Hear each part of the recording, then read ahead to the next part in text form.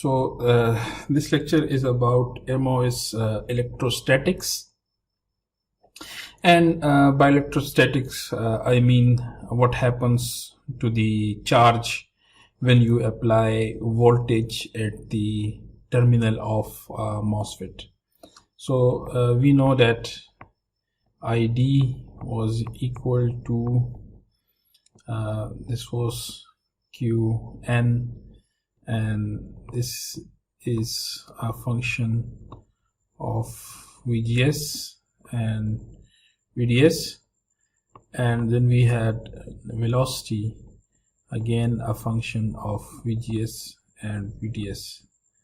Okay, so this is the equation that we have seen many times. Okay,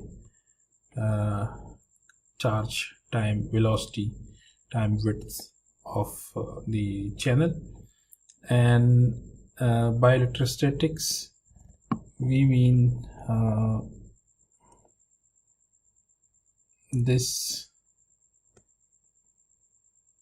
quantity. So this is MOS electrostatics, how the charge changes with the terminal voltages. And this, the velocity, this is something that is called transport. So in the last lecture we talked about the ballistic transport. So the same equation has many scenario cases, and a lot of math and physics is involved in order to completely model the ID current for old as well as state-of-the-art transistors. So let's discuss the electrostatics. Although it's a huge topic, but I will try to cover it in this lecture and try to be as simple as possible. So the MOSFET has three modes of operation. The first mode is what is called accumulation.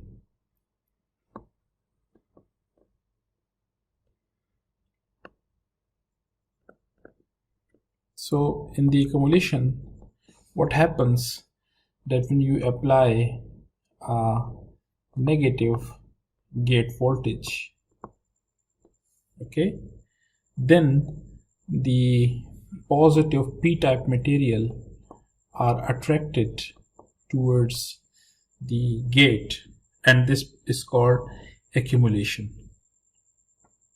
Okay, then we have another operating mode which is called depletion, and in depletion we apply a voltage that is positive but that is less than the threshold voltage. So as the battery is positive, there are positive charges here, and the positive charges sort of repel the positive charges, and this region is depleted of the charge. This is called depleted region. Now the third case is interesting, and this is the case in which a channel is created. So how that happens, that our gate voltage is strongly positive. Okay, so it not only repels the positive charges, but it ionizes the dopants, the doping material that was used, and only the ionized electrons are left. Okay, the holes are pushed away from the surface of insulator due to the influence of gate voltage, and this is called inversion. So you see, although that the bulk material is p-type, you have created an inversion layer of electrons, negative charges. So this is called inversion, and this is necessary for conduction of current.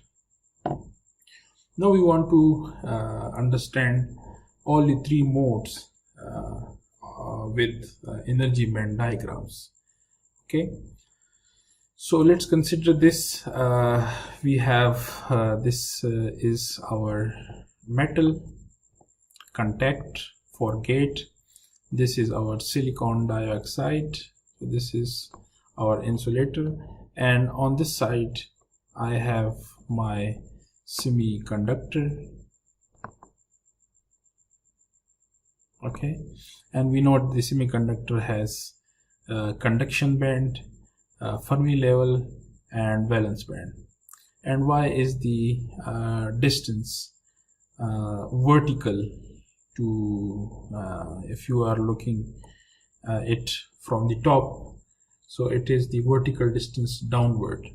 Okay, so one thing is that the Fermi level of the semiconductor and the Fermi level of metal, they are aligned. Now this is an assumption, because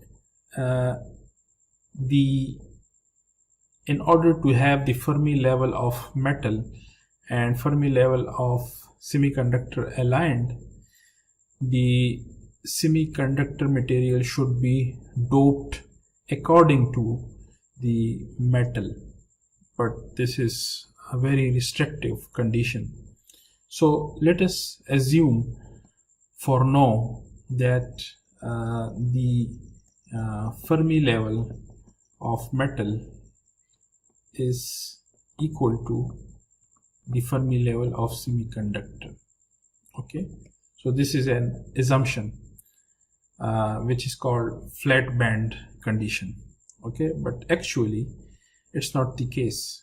In reality, the Fermi level of metal and semiconductor are different, and this is called metal semiconductor work function. So a function that is called semiconductor metal work function, we are ignoring them for the moment, and we are assuming the flat band condition. And you see, this is the potential as a function of position y, and you see it is constant. It is not changing, it is constant. All the bands are constant, and the gate voltage, the intrinsic gate voltage, is 0. So this is the flat band condition. Now what happens when we apply gate voltage? So when we have Vg that is greater than 0, now in this case what happens is that we have seen this before, that the bands go down. So the conduction band went down, the valence band went down, the Fermi band is at its place. Why? Because there is no current flowing. Okay, so how is this, by how much amount this voltage goes down? It is proportional to the negative of charge time potential. Okay, so we saw this equation in the previous lectures also, that the conduction band is a conduction band when there is no voltage, initial condition, minus the surface potential as a function of position y. Okay, so the main idea is that with positive voltage at gate, the energy band goes down. Okay, so what is accumulation then? Accumulation is when the VG, gate voltage, is negative or less than 0. So when the voltage is negative, what happens is that the band go up. So the conduction band went up, the valence band went up, the Fermi level is at its place because there is no flow of current. Note that the Fermi level of the metal is also going up because of the gate voltage is directly applied to the metal. Okay, so the surface potential, what is the surface potential? Y of psi of this. Okay, it is less than 0, it is negative because it is always opposite to the band. So if the band is moving up, the surface potential will move down and vice versa. Okay, so these are some other formulas that I don't want to get into the details, but this is how accumulation works. The bands go up and the potential goes down. Then we have the depletion. In the depletion, we have the gate voltage that is positive, and a positive gate voltage pulls down the energy band. Okay, and again the as EC went down, so the surface potential went up. That's why it's greater than 0. Okay, now what happens in the case of inversion? In the case of inversion, we apply a voltage at the gate that is positive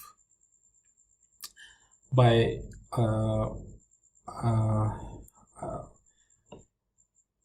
positive and greater than threshold. Now what happens is that the magnitude of voltage is so huge that it pushes the conduction band to the origin of Fermi level, and similarly this also goes down. Now the distance, this distance is what is called 2b, 2 psi b. Okay, and this much potential should be surface potential should be equal to 2 psi b in order for inversion to happen. Okay, so and basically this psi b is related to the concentration of holes or electrons, okay, in the bulk. So it has a formula which is related to the concentration of electrons or hole. So it is determined by the concentration of electrons or hole. So the surface potential should be twice that potential, and it is shown here that if you remember from the lecture on energy bands, we said that the number of holes in the p-type. So if you remember that in the p-type, the conduction, the Fermi level was near here. So this is the p-type region and this is the n-type region. Okay, and q psi b is related to the concentration of this is to the concentration of holes, and this side is related to the concentration of electrons. Okay, concentration of electrons. So this should be the condition, that the potential at the surface should be such that the number of electrons on this side and the number of holes on this side are equal. So at that point we say that the inversion has occurred. So this is the condition. We should have the surface potential equal to 2 times psi b, and psi b is equal to kb into T divided by Q natural log of Na divided by Ni. So all these are some of them are constant. This is temperature, this is charge, this is the concentration of acceptor atoms, this is the total number of intrinsic electrons. So psi b is something that is related to the physical properties, concentration of electrons and dopants, acceptors, all these things. So the surface potential should be equal to 2 times psi b, and psi b is dependent on the physical characteristics. So when this happens, then a channel is created, inversion occurs. So this is the condition for inversion. Okay, this is another slide that shows the, so there are a lot of equation in this slide, but let me make it more simple.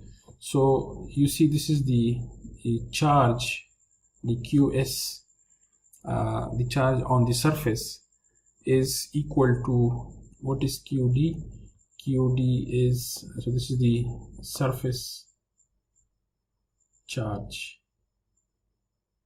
It is equal to the depletion charge plus mobile charge.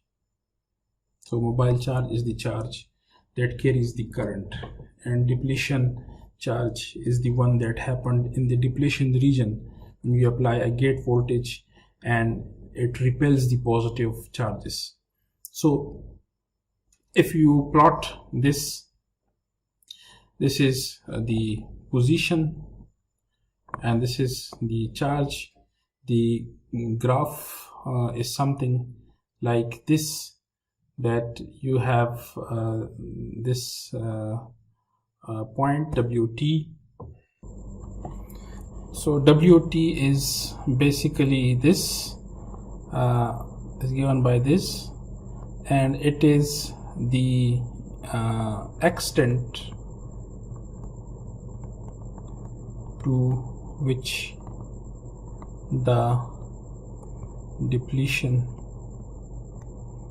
region can be pushed into the bulk semiconductor. So there is a limit to how much you can push the depletion region, and that limit is WT. Now we already talked about the surface potential. So this is the amount by which you can bend the bands. It's very hard to bend the bands beyond 2 psi b. Okay, and what happens is one is this reason that you cannot push the depletion region beyond WT, and the other reason is that beyond a certain gate voltage, okay, if you keep on increasing the gate voltage, the number of mobile charge, so this is the charge that carries the current, it exponentially increases near the channel. Okay, so due to these two reasons, the potential cannot increase further, because the potential is the difference between the insulator and the bulk. So the potential at the surface sort of saturates at 2 psi b. Okay, and it's very hard to bend the bands more than that. Now if we plot the potential versus the log of charge, we get something like this, that in the accumulation region, with the charge increases with the application of gate voltage, and then in the depletion region, the charge accumulates at a rate of under root size s, and then after, so this is our 2 psi b point, this is the point at which inversion occur, and then in the inversion, the number of electrons, or the charge, increases exponentially. Okay, so this is the plot of charge versus potential at the surface. So this is the summary of the three operating modes: the accumulation, the bands move up, the potential moves down, the flat band is everything is flat, and the depletion region, the bands move down, potential moves up. Okay, so now let us see what is the effect, what is the relationship between the gate voltage Vg and or surface potential psi of s. So the gate voltage induces charge in semiconductor by bending the bands. We have seen that the bending occurs in accumulation and inversion.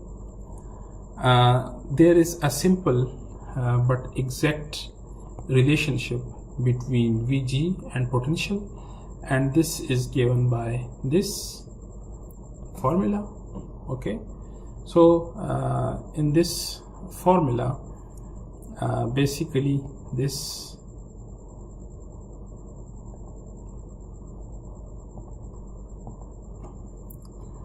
is basically the, you can say, the charge across the oxide. This is the potential across the semiconductor oxide, and this is the potential developed across the inside, between the oxide and the semiconductor. So we have two things: the whole gate voltage gets dropped across the oxide, plus from the oxide to the semiconductor. Okay, so but we are not going into the derivation of this formula, but this is the relationship between gate voltage and surface potential. Okay, Cox is the capacitance of the oxide. Then we can have an approximate relationship between the gate and surface voltage, and that approximate relationship is psi of s Vg prime divided by m, where m is 1 plus Cd psi of s divided by Cox, what is CD? It is the depletion capacitance. So as I told you that when the depletion occurs, there is a sort of capacitor that is formed between the oxide and the bulk. So the depleted region acts as an insulator. So that's how the depletion capacitor is formed. Okay, so it is equal to 1 plus depletion capacitance is a function of the surface potential. It will be more near the surface and it will be less away from the surface. Okay, then if you remember that at the start we said that the flat band voltage is 0. We said that the Fermi level of metal is equal to the Fermi level of semiconductor, but this was an assumption. In reality, and in that case the flat band voltage was 0, but in reality this is the formula of the flat band voltage, and we don't go into the details of what are the individual quantities, but the final equation for the gate and the surface potential is this one, that the gate voltage is the flat band voltage minus charge in the surface charge divided by oxide capacitance plus psi s. So again we come to our virtual source model. So the virtual source model that we discussed was level 0.